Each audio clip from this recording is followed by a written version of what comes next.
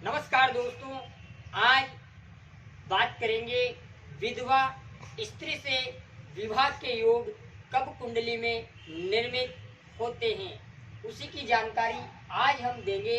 पर उससे पूर्व आपको बता दूं, हमारे सभी वीडियोस को आप लास्ट तक देखें, जिससे कि आपको सारी वीडियो समझ में आए और जो मैं बोलूं उस पर आप गौर से सुने। इसी के साथ साथ आइए प्रिय मित्रों, बिना किसी देर के भगवान श्री गणेश को प्रणाम करते हैं और स्वयं हनुमान जी को प्रणाम कर आज के इस कार्यक्रम को प्रारंभ करते हैं। और आपको आज बताते हैं कि विधवा स्त्री से विवाह का योग कुंडली में कब निर्मित होता है।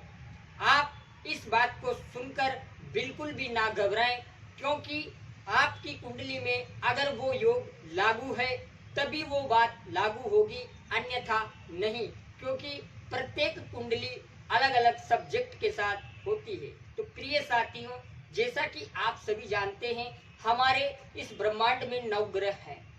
9 ग्रहों में वैसे तो 7 ही ग्रह है, राहु केतु छाया ग्रह है, पर 9 ग्रह हम टोटल मानते हैं और 9 में से 2 स्त्री कारक ग्रह है। पहला चंद्रमा और दूसरा आपका शुक्र। अब होता क्या है कि सबसे पहली स्थिति आपके 7वें घर में चंद्रमा और शनि की युति होनी चाहिए। लग्न आपका कोई भी हो सकता है, 1 से 12 तक, मीन लग्न तक कोई भी लग्न हो सकता है, वहां कोई लेना देना नहीं है।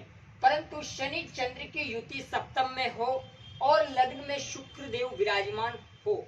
अगर शुक्र किसी अन्य भाव में है तब ये स्थिति लागू नहीं होगी, क्योंकि लग्न हम स्वयं है और ये हमारे पार्टनर का घर है, पत्नी के लिए पति का और पति के लिए पत्नी का। तो अगर शुक्र को लग्न में होना चाहिए और इन दोनों की स्थिति यहाँ पर विराजमान हो, तब ये स्थिति विधवा स्त्री से विवाह करवाता है। इसके साथ साथ आपको बता दूं कि अगर मान लीजिए शुक्र यहाँ पर विराजमान नहीं है और इसके अतिरिक्त किसी अन्य भाव में है और शुक्र शनि की युति है, तब आपकी पत्नी आपसे बड़ी तो होगी परंतु विधवा नहीं होगी। क्यों? क्योंकि चंद्रमा स्त्री कारक है और युवा ग्रह है, शुक्र भी युवा है और स्त्री कारक है, परंतु शनि वृद्धावस्था का कारक है, बुढ़ा ग्रह है और ठंडा ग्रह है। इसीलिए यह विधवा स्त्री से विवाह कराता है।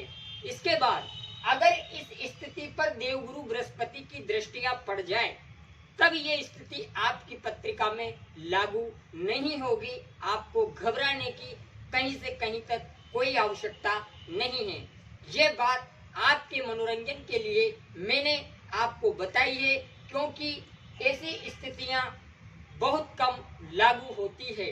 परंतु हाँ, अगर ये स्थिति है शनि चंद्र, तो इसको आम भाषा में विष दोष कहते हैं, जबकि ये विष दोष नहीं, इसे अर्धनारीश्वर योग कहते हैं। बहुत ही बड़ा भाग्यवान योग माना जाता है। यह योग स्वामी विवेकानंद की कुंडली में भी मिलेगा और फेसबुक के जनक स्वयं मार्क जुकरबर्ग की कुंडली में भी शनि चंद्र का संबंध मिलेगा। इस योग के बारे में मैं नेक्स्ट एपिसोड में ही बात करूंगा, क्योंकि इस बारे में जितना कहूं उतना कम है। आज मैंने आपको बताया विधवा स्त्री से विवाह का योग।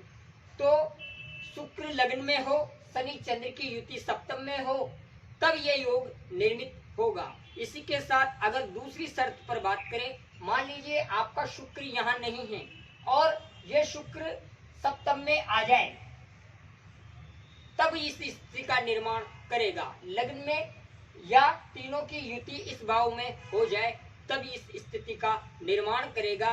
विधवा स्त्री से ऐसे व्यक्ति का विवाह होगा। या मान लीजिए आपके गुरु की दृष्टि पड़ जाए, तब ये योग लागू नहीं होगा। और आपको बता दूं, ये स्थिति आपकी शनि चंद्र पर ही डिपेंड नहीं करेगी, यहाँ और भी स्थितियां लागू करनी होगी। जैसा कि मैंने कहा, गुरु की दृष्टि पड़ेगी तब आपको घबराने की आवश्यकता नहीं। तो आज हमने बात करी विधवा स्त्री से विवाह योग कब बनते हैं, वो मैंने आपको बताया। शुक्र या तो लग्न में हो या इन दोनों के साथ हो, तभी ये स्थिति लागू होगी, अन्यथा नहीं। आज इस कार्यक्रम को यहीं विराम करें। नेक्स्ट एपिसोड में पुनः मुलाकात करेंगे। तब तक के लिए इजाजत दें। चैनल को लाइक शेयर सब्सक्राइब करें। धन्यवाद।